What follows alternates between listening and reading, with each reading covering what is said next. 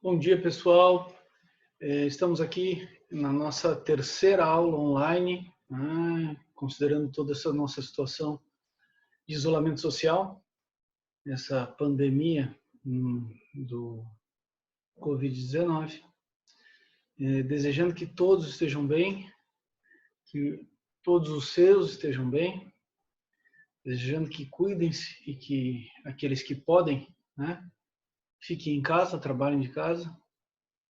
Cuidem dos seus filhos, cuidem dos seus pais, cuidem dos idosos, ou isolem os idosos. Vamos começar mais uma das nossas aulas, nossa terceira aula online. E hoje nós começamos a falar dos recursos em espécie. Lembro que nesse semestre nós tratamos já de sentença, de coisa julgada, e começamos a analisar as formas, os meios de impugnação às decisões judiciais. Dentre eles, o primeiro meio de impugnação às decisões judiciais, os recursos. Então, fizemos uma aula presencial e 2 aulas online acerca da teoria geral dos recursos.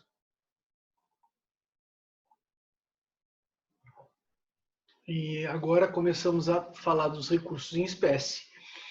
E o primeiro recurso em espécie que vamos analisar é a apelação. A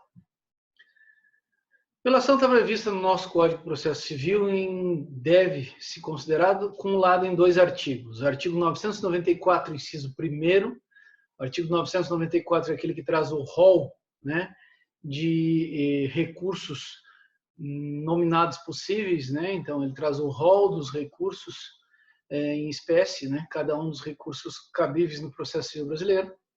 E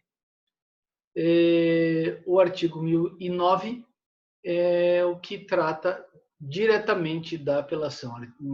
A apelação está prevista no 1009 e seguintes, até o 1014. O artigo 1009 vai dizer assim: da sentença cabe apelação. Aqui nós já temos o primeiro requisito de admissibilidade a ser considerado, que é o cabimento. A apelação está prevista no 994 como recurso possível, e no 1009, além de estar prevista como recurso possível no nosso processo civil, ela determina de qual decisão a qual decisão ela deve impugnar. Então, determina que da sentença cabe apelação de sentença. Então, a regra é que cabe apelação de cada sentença. Mas é só sentença que vai, o conteúdo de sentença que vai ser recorrido por apelação? Não só. Aqui nós estamos falando, primeira análise que a gente tem que fazer é que são as sentenças, sejam elas as que dão fim à primeira fase, a fase cognitiva do processo, aquelas que dão fim a essa primeira fase de cognição, de conhecimento, e também aquelas decisões que extinguem a execução, também são da espécie sentença. Agora, nós temos que excluir aqui, e cabe sentença de quaisquer fundamentos cabe apelação contra a sentença de quaisquer fundamentos. Seja fundamentada no 485, seja fundamentada no artigo 487 do Código de Processo Civil, seja ainda aquelas que extinguem a execução, considerando as demais decisões de execução ou da fase de execução como decisões interlocutórias. Temos que afastar, por mais que nós entendamos que o conteúdo da decisão seja conteúdo de sentença, nós temos que afastar as decisões parciais de mérito. Porque aquelas decisões parciais de mérito, o Código determina que elas sejam tratadas formalmente como decisões interlocutórias. Então, se elas são decisões interlocutórias, elas são recorríveis por força do agravo de instrumento e não por força da apelação. Aquelas que sejam, então, todas as decisões cabíveis no artigo 1015, interlocutórios cabíveis no artigo 1015, serão recorríveis por agravo de instrumento, recorríveis em separado. Agora, todas aquelas decisões que não são, decisões interlocutórias que não são recorríveis por agravo de instrumento, elas serão recorridas como? Elas serão recorridas, pode-se recorrer dessas decisões em capítulo próprio como preliminar e o momento é a apelação. Então, será sim no corpo da apelação, porém preliminar para analisar a decisão interlocutória antes mesmo de se analisar o mérito das razões do recurso de apelação. Mas sim, as decisões interlocutórias que não são recorríveis em separado, daquelas que não caiba o agravo de instrumento, essas são recorríveis na apelação em sede de preliminar, antes das razões específicas do recurso de apelação. Então, delimitada, a ideia é sentença, sim, mas não só o conteúdo de sentença, também as interlocutórias em preliminar de apelação. A resposta ao recurso de apelação é chamada de contrarrazões, e já veremos por quê. Tá? Falado do cabimento, falada da legitimidade e interesse recursal, nada muda com relação à apelação. Tempestividade, nada muda com relação à apelação, dentro dos 15 dias, considerando o início do prazo, a contagem do prazo. Regularidade formal. Na regularidade formal, nós temos que, a adequação formal, nós temos que a apelação ela é feita em duas petições. Por que em duas petições, Leonardo? Porque como nós veremos em seguida, daqui a alguns minutos, quando falarmos do procedimento, a apelação ela é protocolada em primeiro grau de jurisdição. O juízo de admissibilidade é feito em segundo grau de jurisdição. Lembrem da lógica do código. A lógica desse código é que a admissibilidade é feita pelo mesmo órgão jurisdicional que vai julgar o mérito do recurso. Então, no caso da apelação, a admissibilidade é feita pelo desembargador relator do recurso de apelação. Não? Ocorre que o protocolo é feito em primeiro grau. O protocolo é feito no juízo sentenciante.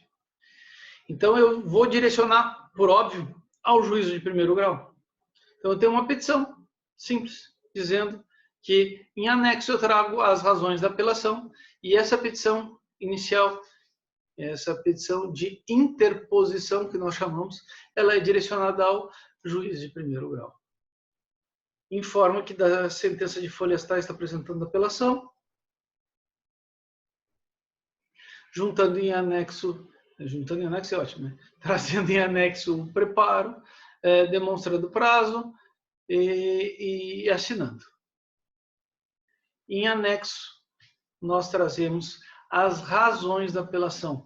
Vejam, eletronicamente é o mesmo arquivo, mas nós temos uma primeira petição de interposição direcionada ao juiz e depois as razões de apelação ao juiz de primeiro grau e depois as razões de apelação direcionadas ao Tribunal de Justiça. Como eu ainda não tenho qual é o relator, qual é a Câmara, lembrem sempre, nós direcionamos ao presidente do Tribunal de Justiça. Então, direcionado ao presidente do Tribunal de Justiça, as razões de apelação em anexo à petição de interposição da apelação.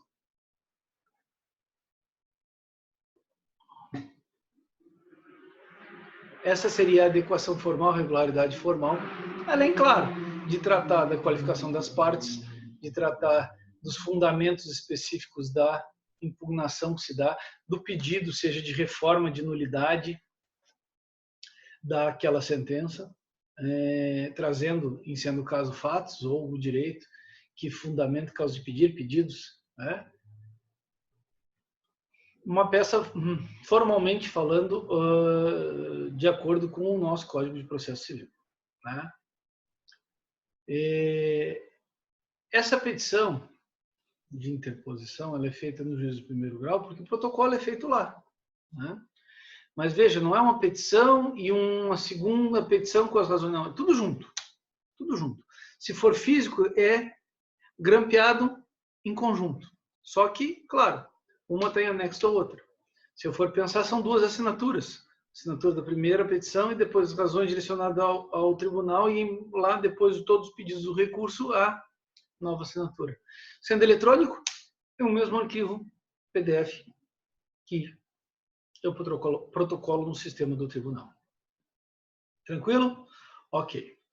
Qual é o procedimento? Né? Antes da gente adentrar nos efeitos, qual é o procedimento? Né? Eu faço o protocolo no primeiro grau. O primeiro grau de jurisdição vai fazer o quê? Vai intimar a outra parte, a parte recorrida, para apresentar uma resposta a este recurso de apelação. A essa resposta ao recurso de apelação, nós chamaremos de contrarrazões. Contrarrazões ao recurso de apelação. Porque, na verdade, nós estamos trazendo as razões da apelação. Então, a resposta à apelação são as contrarrazões ao recurso de apelação. Ok? E depois ele faz o quê? Ele simplesmente junta tudo e encaminha para o segundo grau. Para que lá seja feita a análise de admissibilidade, para que lá seja feita a análise quanto aos recursos, aos efeitos que aquele recurso de apelação deva ser recebido. Tranquilo? Ok. Vamos dar um break aí, vamos dar uma pausa no procedimento para falar dessas contrarrazões. Se todo recurso deve atentar ao princípio da dialeticidade, não é diferente o recurso de apelação. Então, o recurso de apelação, quando se trata da dialeticidade, é claro que ele não vai, se feito pelo autor, repetir a inicial. Ele não vai, se feito pelo réu, repetir a contestação. Não. Ele vai atacar a sentença em seus próprios fundamentos. Então, a dialeticidade na apelação diz que a apelação, o recurso de apelação vai atacar o quê? A sentença em seus próprios fundamentos. Tranquilo quanto a isso, né? E as contrarrazões ao recurso de apelação? A dialeticidade nas contrarrazões ao recurso de apelação dizem justamente a mesma coisa. Ah, então eu vou atacar a sentença? Não! Eu não vou atacar a sentença, eu estou contrarrazoando um recurso. Eu estou respondendo ao recurso de apelação. A dialeticidade das contrarrazões de apelação trata do ataque, da resposta, da impugnação ao recurso de apelação. Eu tenho que contrapor os termos e os pedidos realizados no recurso de apelação. Tranquilo nesse primeiro ponto? Ok. Agora vamos fazer uma análise acerca das interlocutórias. Eu disse para vocês que as interlocutórias irrecorríveis por agravo de instrumento, elas serão recorridas em preliminar de apelação, correto? Agora, vamos pensar o seguinte, eu não tive prejuízo na sentença. A sentença foi totalmente procedente. Sou autor e a sentença foi totalmente procedente. No entanto, teve um pedido de prova feito por mim que foi indeferido pelo juiz durante o período de probatório, de instrução probatória do conhecimento. Foi indeferido a produção daquela prova. E agora, no recurso de apelação, né, um dos fundamentos trazidos pelo recorrente, a meu ver, recorrido, se for dado fundamento, se for dado razão, se for reformada a sentença em razão daquele fundamento, aquela prova minha, que não foi produzida, rechaçaria esta argumentação e esse fundamento. Mas como recorrência eu não tenho interesse recursal e eu não pude apresentar a apelação. Dessa interlocutória que eu tive prejuízo e havendo apelação contra a sentença em si e entendendo, ficando claro, evidente que aquela interlocutória se reformada alteraria um possível julgamento de provimento da apelação, mantendo a sentença, só que por outro fundamento, eu posso recorrer desta interlocutória que eu tive prejuízo, mesmo não tendo prejuízo na sentença, através das contrarrazões. Eu vou abrir uma preliminar nas contrarrazões e vou recorrer acerca daquela interlocutória que, porventura, eu tive prejuízo no curso da fase de conhecimento do processo em primeiro grau. Tranquilo isso? Ok. Outra observação bastante importante que precisa ser feita nesse momento processual das contrarrazões é que, não sei se estão lembrados, quando nós classificamos os recursos quanto à forma de apresentação, nós dissemos que os recursos são principais e adesivos. Que os recursos podem ser principais ou adesivos. E eu lhes disse que cabem recurso adesivo em três espécies de recurso. Na apelação, especial e extraordinário. Ou seja, cabe recurso adesivo na apelação. Qual é o prazo, então, Leonardo? Lá tu me disseste que o prazo era no prazo da resposta. Sim. No mesmo prazo de contrarrazões, eu posso apresentar o meu recurso adesivo. Então, vamos lá. Vamos pensar numa hipótese. A sentença foi parcialmente procedente, então houve sucumbência recíproca, né? Eu não recorri. Eu, autor, me satisfiz com a decisão primeiro grau. Mas o réu recorreu.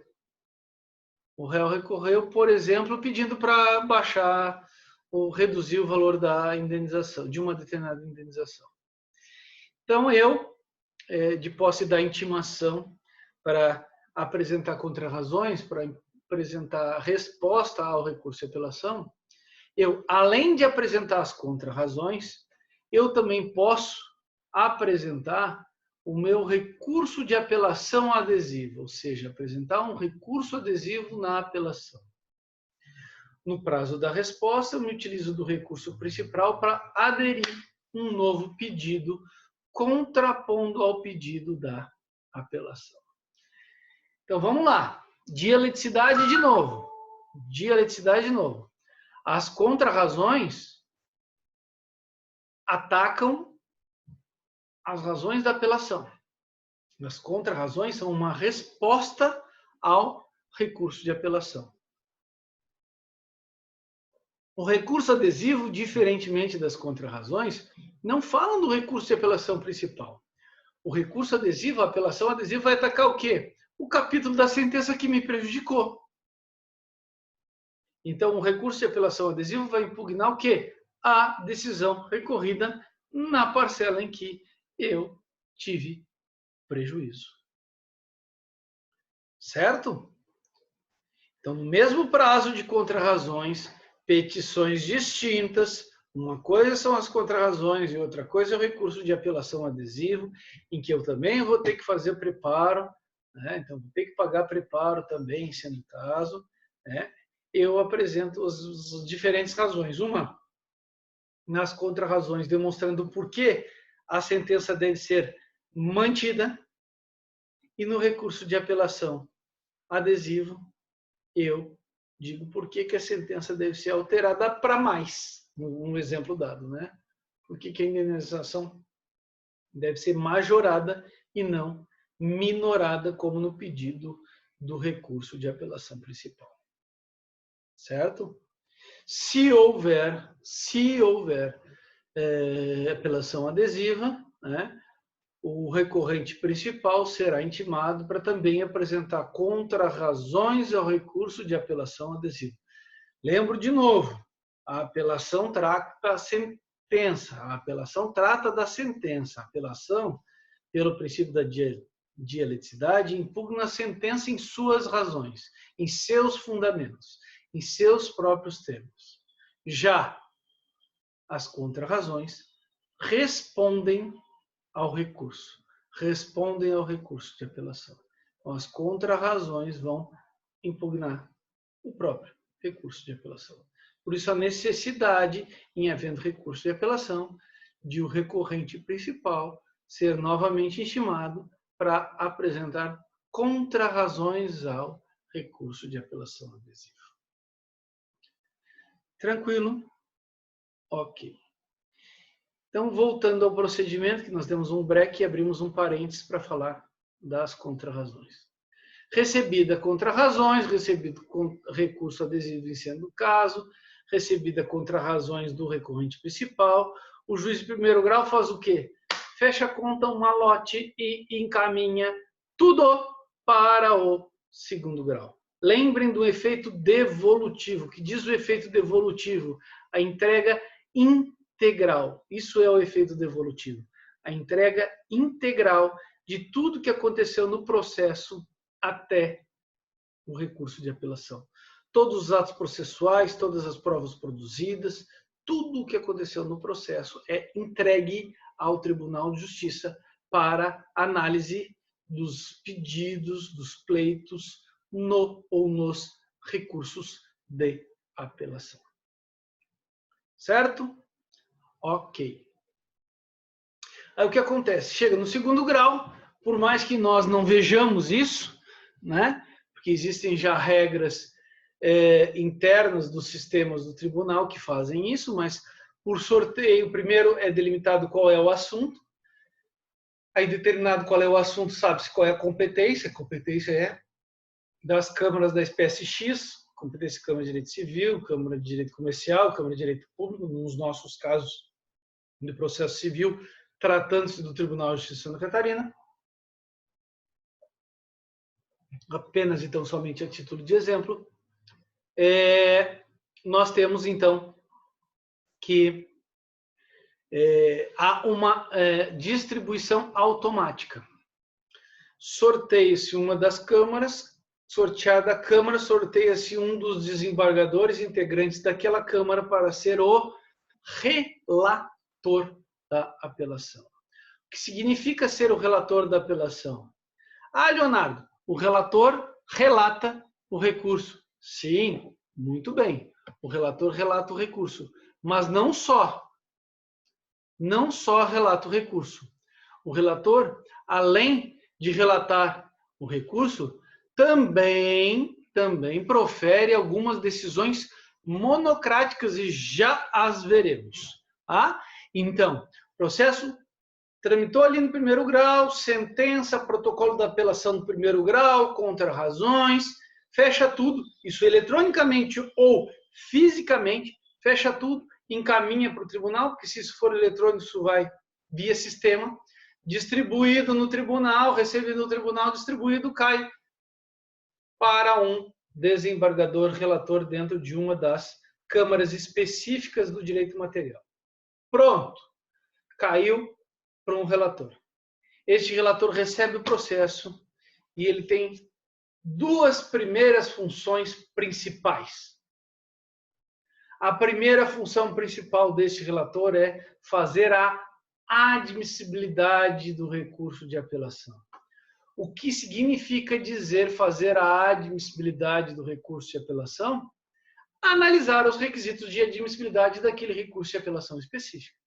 Então, o relator vai fazer primeiro o cabimento, deu ok, vai analisar a legitimidade e interesse de agir, ok, vai analisar a tempestividade, vai ver a questão do prazo, ok, vai analisar a adequação formal, causa de pedir, os pedidos, as razões, fundamentação, peticionamento primeiro grau, razões do recurso, ok, pedido, análise de pedido, se reforma, se nulidade, ok, e por fim analisa o preparo.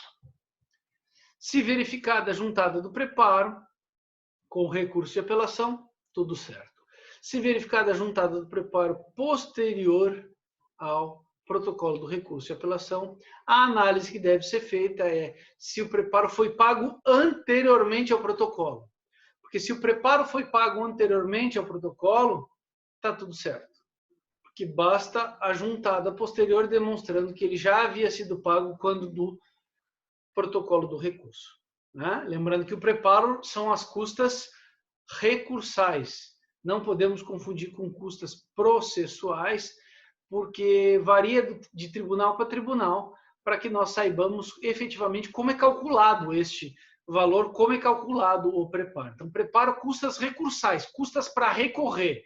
Obviamente que aqueles que estão sob o benefício da justiça gratuita não precisarão pagar o preparo, basta demonstrar que essa decisão já foi proferida no curso do processo na sua fase de conhecimento, ou daqueles que são isentos, como o Ministério Público, etc.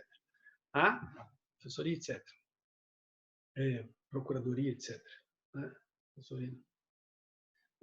Depende sempre da parte, né? Da parte. Normalmente, aqueles atinentes à defensoria, sim, por conta da parte, já se enquadraram, né? Mas as regras, procuradoria, por conta das autarquias, município, União e por conta do Ministério Público. Tá?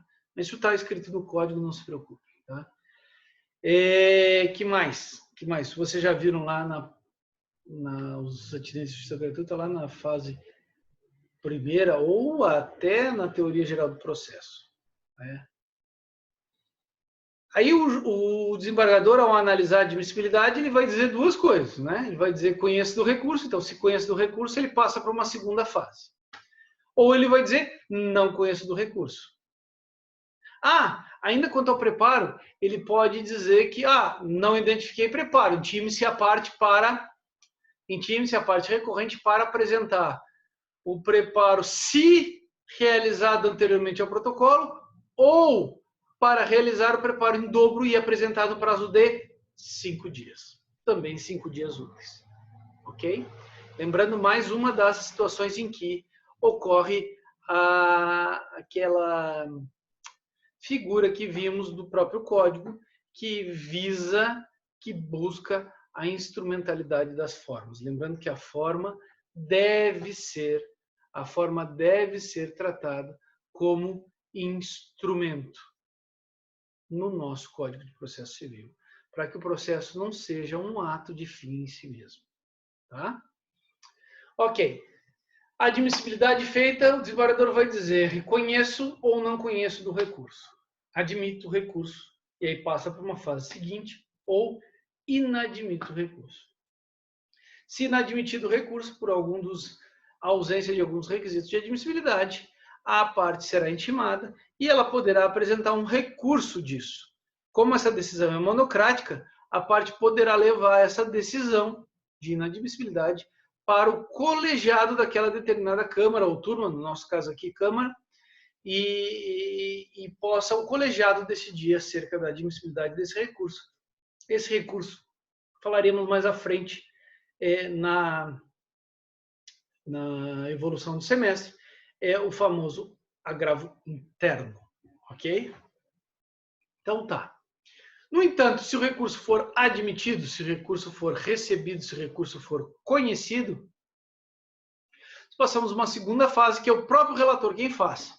Essa segunda fase é acerca da análise dos efeitos que devem estar atribuídos à apelação.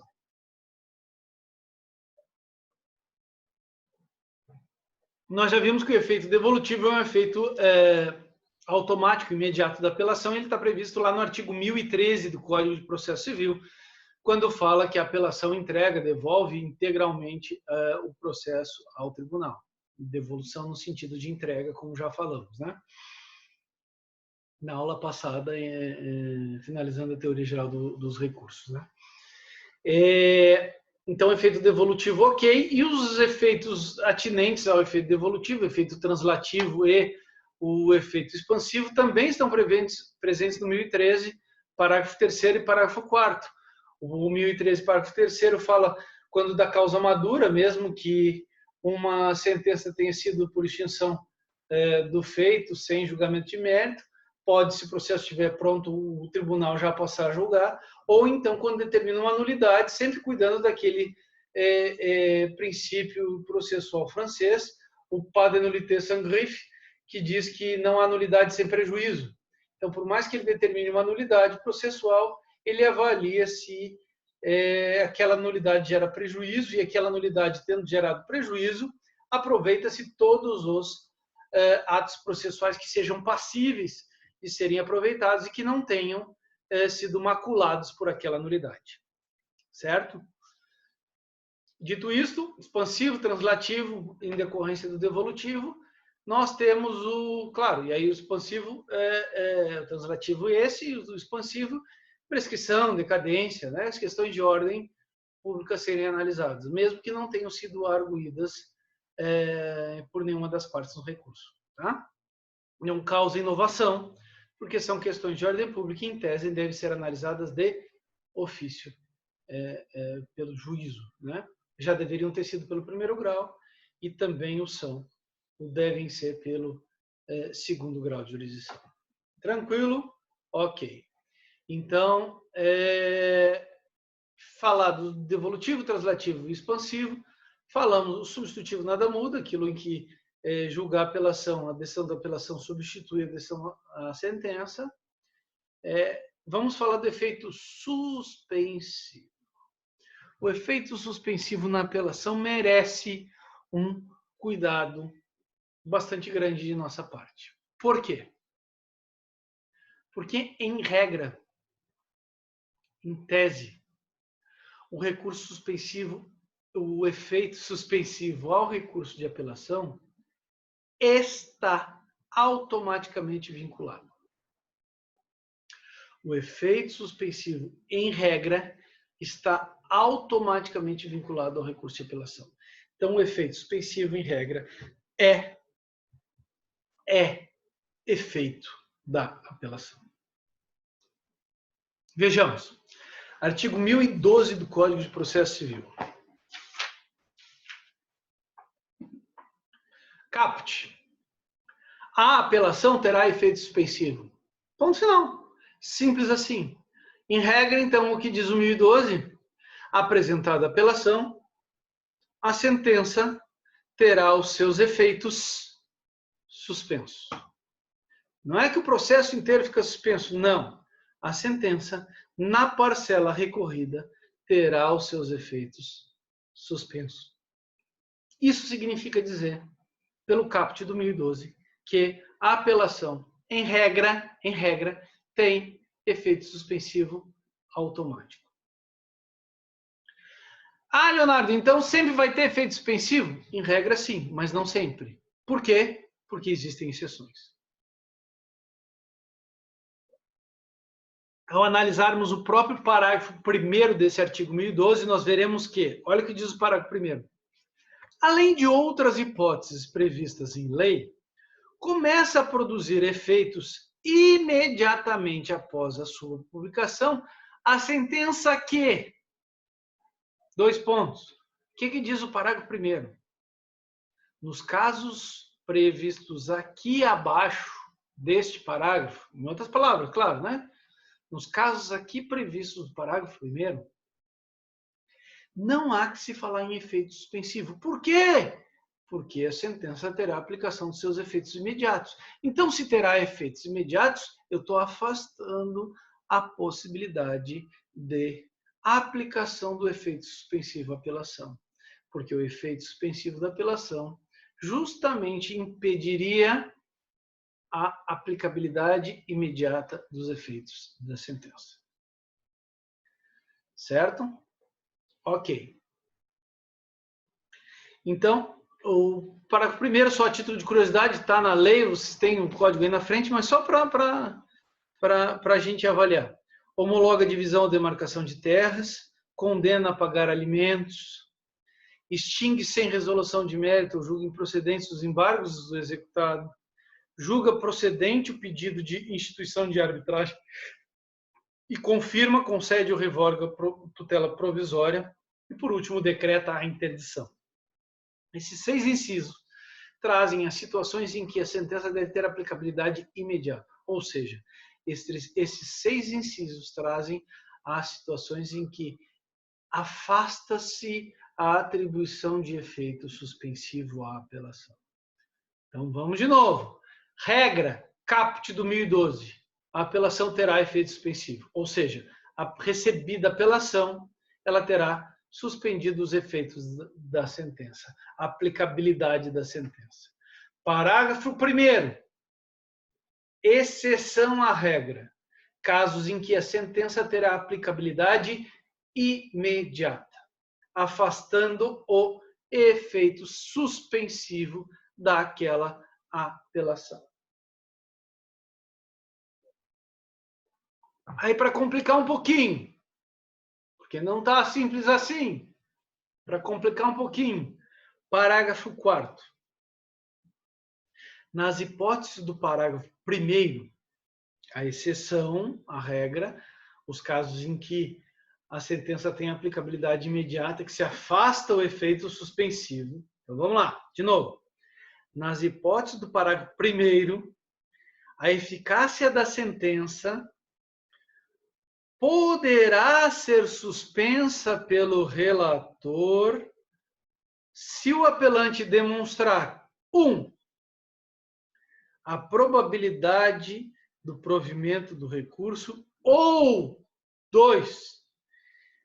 Se, sendo relevante a fundamentação, houver risco de dano grave ou de difícil reparação.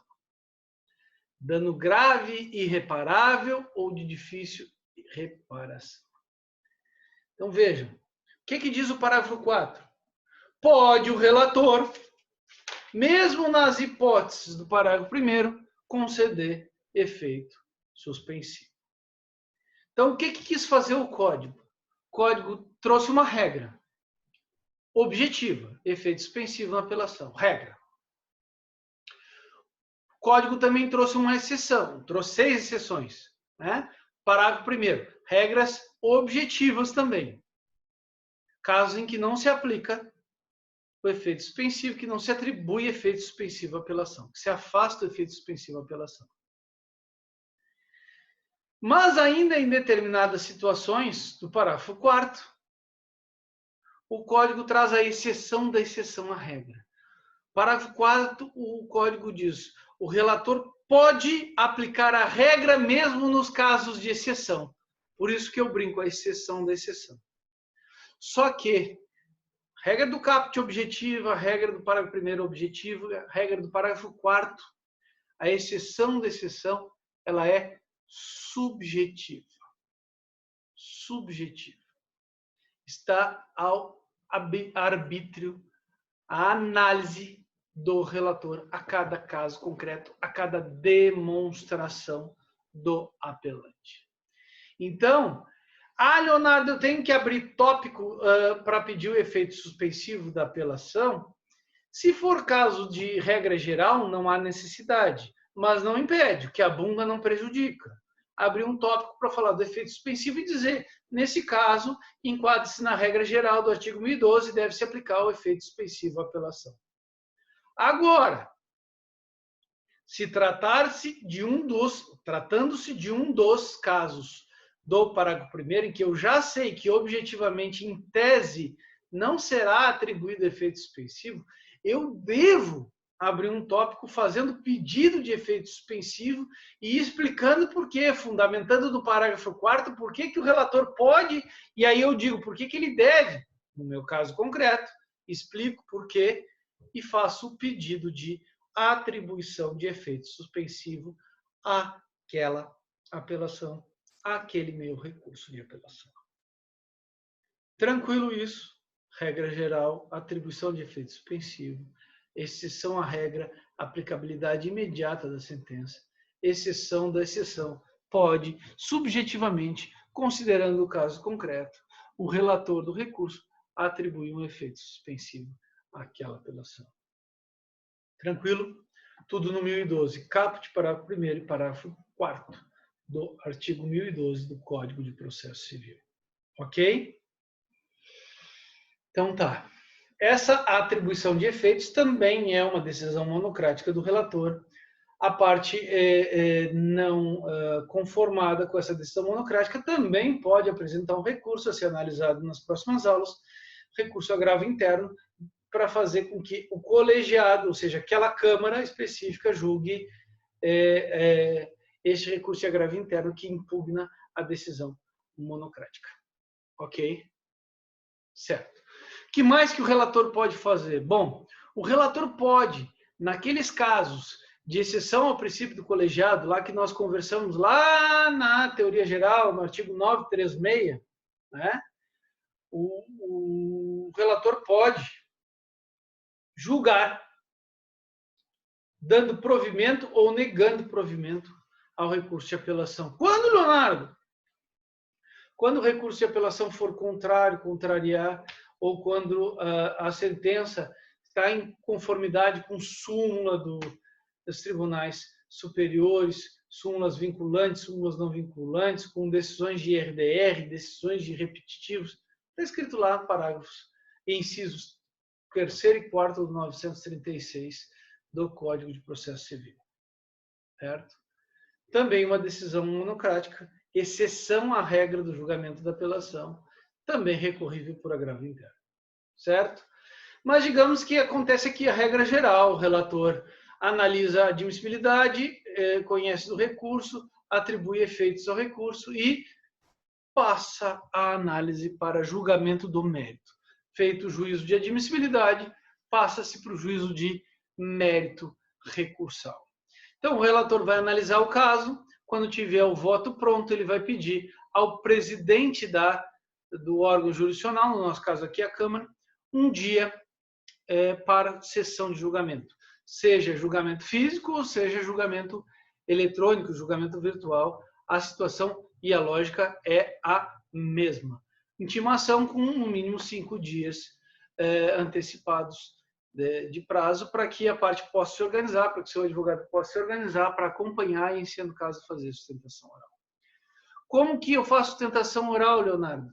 Eu devo fazer sustentação oral em todos os casos? Eu, Leonardo Reis de Oliveira, julgo que não seja pertinente fazer sustentação oral em todos os casos. Eu penso que seja pertinente fazer sustentação oral apenas e tão somente naqueles casos que tenha algo com necessidade de destaque.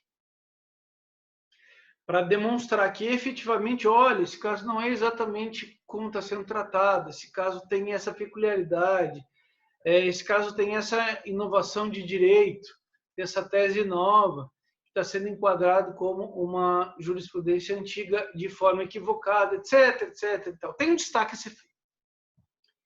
E aí eu sugiro que façam algo que não está previsto no código, né? Porque muito mais do que apenas a sustentação oral, penso que é importante fazer memoriais. Memoriais, 3, 4, 5 páginas no máximo, destacando essa situação peculiar e entregando para cada um dos desembargadores e, se possível, ir conversar e despachar com o relator e com os desembargadores acerca daquele caso, né? Para tu possa explicar da situação. Por quê? Hoje, praticamente todos os nossos órgãos jurisdicionais, eles se distribuem os votos eletronicamente antes mesmo da sessão de julgamento. Então, no dia da sessão de julgamento, todos ali sabem qual é o resultado, menos o advogado. É por isso que a gente pode chamar o advogado, na sessão de julgamento, a gente pode chamar o advogado de corno. O advogado é o corno da história. Não que ele seja corno, mas ele é o corno da história. Porque ele é o último a ficar sabendo.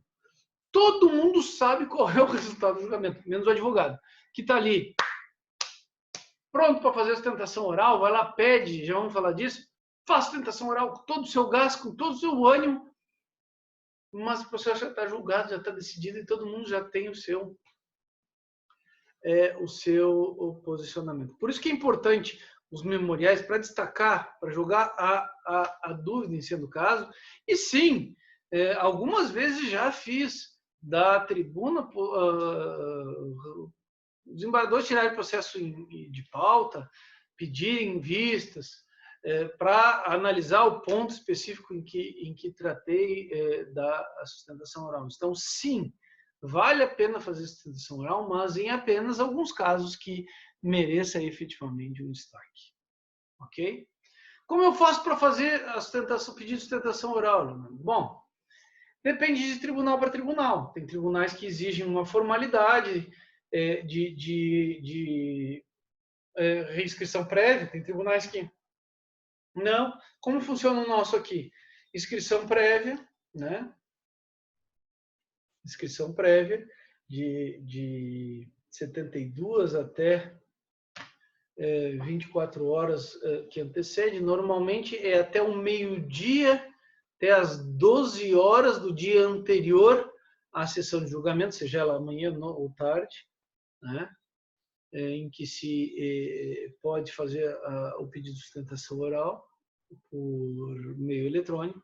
E eu até posso chegar ali meia hora antes e fazer o pedido ao secretário da Câmara, que normalmente me é deferido a sustentação oral. Só que eu vou ficar lá para o final da fila. Também posso pedir apenas para acompanhar, então faço só o pedido de preferência sem sustentação oral, em que o processo será julgado antes do seu número da pauta, né, dentre aquela listagem dos preferenciais, ou por lei, ou preferenciais a pedido dos advogados, na sessão, para que eu possa acompanhar e ver o voto e ver os posicionamentos dos demais desembargadores.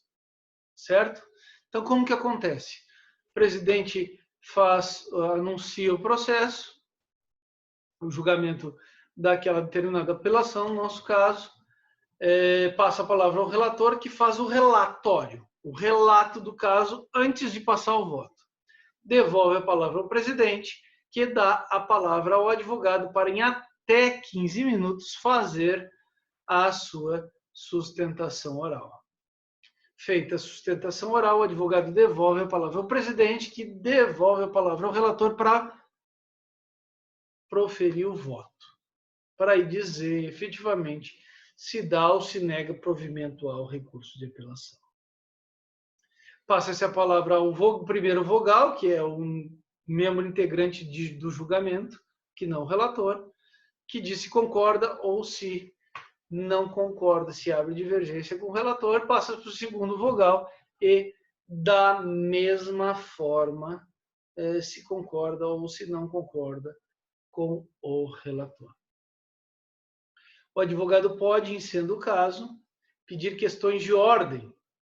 Questões de ordem são questões fáticas. Veja, não é análise de prova, não é análise de fato, não. É dizer, olha, esse fato não foi assim. Ou, o fato foi esse. Está nos autos nas páginas tais. Ou, o julgamento não foi esse em primeiro grau. O julgamento foi outro. Ou um esclarecimento. Eu posso pedir uma questão de ordem, mas muito cuidado com as questões de ordem, porque elas serão analisadas e deferidas ou indeferidas pelo presidente da sessão. Certo? Proferido o julgamento, nós teremos depois a lavratura de um acórdão. Lembrem do termo, né?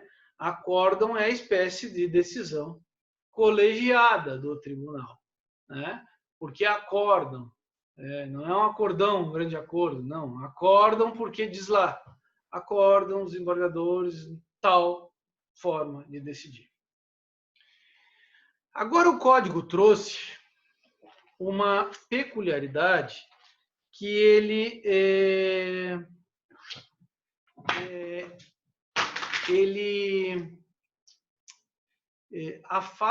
afastou os embargos infringentes, que era um recurso previsto no Código de 73, e trouxe para cá o que nós chamamos de julgamento estendido ou prosseguimento do julgamento.